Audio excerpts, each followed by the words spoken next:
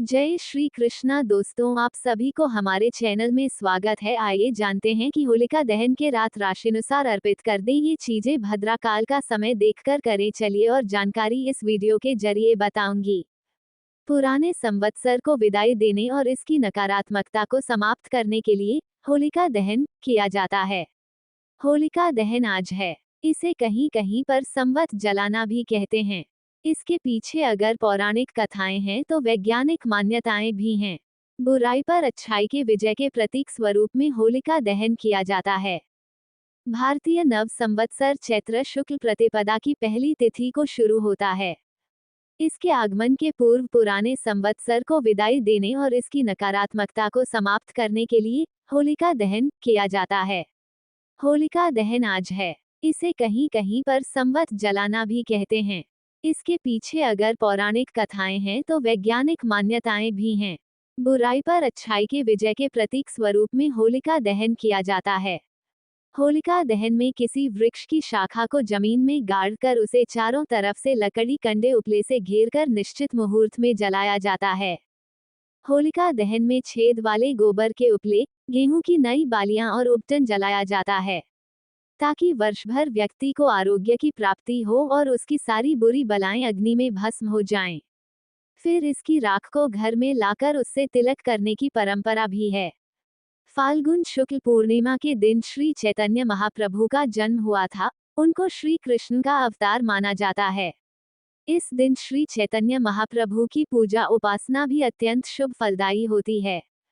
होलिका दहन के समय पूजा के स्थान पर जाएं। अग्नि को प्रणाम करें। भूमि पर जल डालें। इसके बाद अग्नि में गेहूं की बालियां, गोबर के उपले और काले तिल डालें। अग्नि की परिक्रमा कम से कम 3 बार करें। इसके बाद अग्नि को प्रणाम करके अपनी मनोकामनाएं कहें। होलिका की अग्नि की राख से स्वयं का और घर के लोगों का तिलक करें। होलिका दहन फाल्गुन शुक्ल पक्ष की पूर्णिमा तिथि को किया जाता है। होलिका दहन भद्राकाल में कभी नहीं करना चाहिए। इस साल पूर्णिमा तिथि के आरंभ के साथ ही भद्राकाल लग जाएगा, जो रात को 10:27 बजे तक रहेगा। आप रात 10:27 से लेकर रात 12:27 तक होलिका दहन कर सकेंगे। होलिका दहन में राशिनुसार ये चीजें अर्पित करें। मेष, आपको होलिका में काला तिल डालना चाहिए और अपने स्वास्थ्य की बेहतरी के लिए प्रार्थना करनी चाहिए। वृष, आपको होलिका में मक्के का लावा डालना चाहिए और अपने दाम्पत्य जीवन को बेहतर करने के लिए प्रार्थना करनी चाहिए। मिथुन, आपको होलिका में गुड़ डालना चाहिए और अपने नौकरी में आ रही मुश्किलों को दूर करने की प्रार्थना करनी चाहिए। कर्क, आपको होलिका में अनाज की बालियां डालनी चाहिए और अपने मन की समस्याओं को दूर करने की प्रार्थना करनी चाहिए। सिंह, आपको होलिका में चंदन की लकड़ी डालनी चाहिए और अपनी नौकरी व स्वास्थ्य में सुधार की प्रार्थना करनी चाहिए। कन्या, आपको होलिका में काले तिल और गुड़ डालने चाहिए और अपनी रक्षा के लिए प्रार्थना करनी चाहिए। तुला, आपको होलिका में पीली सरसों डालनी चाहिए और अपने चंचल मन को बेहतर करने की प्रार्थना करें। वृश्चिक, आपको होलिका में धान अर्पित करना चाहिए और अपने समस्याओं को दूर करने की प्रार्थना करनी चाहिए।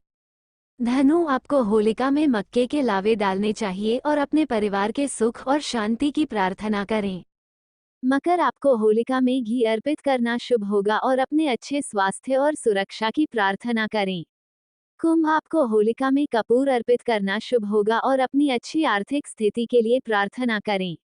मीन, आपको होलिका में लकड़ी डालनी चाहिए और इसके बाद अपने संतान की उन्नति की तथा स्वयं के बेहतर स्वभाव की प्रार्थना करें। अगर वीडियो अच्छा लगे तो चैनल को लाइक, सब्सक्राइब व कमेंट जरूर कर दीजिएगा। धन्यवाद। राधे राधे।